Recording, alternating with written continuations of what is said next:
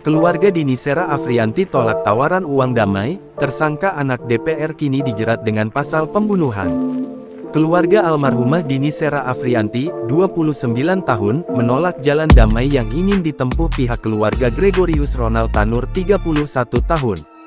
Belakangan, ada pihak ketiga yang berupaya berkomunikasi dengan keluarga Dini. Pihak itu menyampaikan ada keinginan damai dari pihak pelaku. Kuasa hukum keluarga Dini, Dimas Yemahura, mengungkapkan, pihaknya mengklarifikasi dugaan intervensi dari pihak-pihak tertentu yang mencoba untuk memengaruhi keluarga untuk melakukan perdamaian ataupun menerima uang dengan tujuan untuk meringankan hukuman tersangka. Dimas mengatakan, keluarga korban sempat didatangi seorang bernama Fauzi sebagai perantara. Dia mengaku dari salah satu partai. Fauzi hendak memberikan uang agar dapat meringankan hukuman pelaku penganiayaan. Dalam video ini saya sampaikan bahwa keluarga menolak segala bentuk pemberian apapun. Apakah itu santunan, uang tali asi yang sifatnya adalah untuk mengintervensi jalannya proses hukum yang saat ini sedang berjalan, ujar Dimas saat berada di rumah keluarga korban di Cisaat, Kabupaten Sukabumi, Rabu, tanggal 11 Oktober tahun 2023.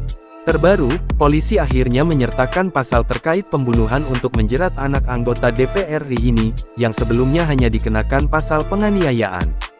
Kasat Reskrim Polrestabes Surabaya AKBP Hendro Sukmono mengungkapkan, pihaknya telah menetapkan pasal pembunuhan untuk menjerat tersangka penganiayaan hingga meninggal itu. Hendro mengatakan, polisi menemukan fakta tersebut ketika dilakukan proses rekonstruksi di tempat hiburan Black Hole, Landmark Mall, Surabaya, pada Selasa tanggal 10 Oktober tahun 2023. Ketika itu, tersangka memperagakan adegan saat sengaja menganiaya korban dengan menjalankan mobilnya hingga mengenai korban. Mereka juga ikut meyakini bahwa tindakan tersebut merupakan sebuah kesengajaan.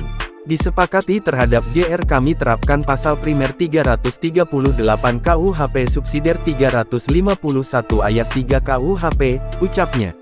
Pasal 338 KUHP terkait dengan kesengajaan menghilangkan nyawa orang lain.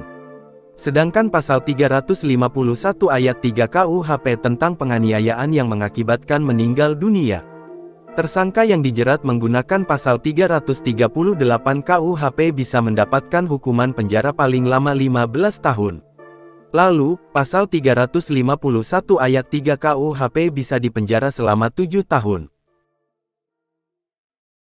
Download Tribun X sekarang, menghadirkan lokal menjadi Indonesia.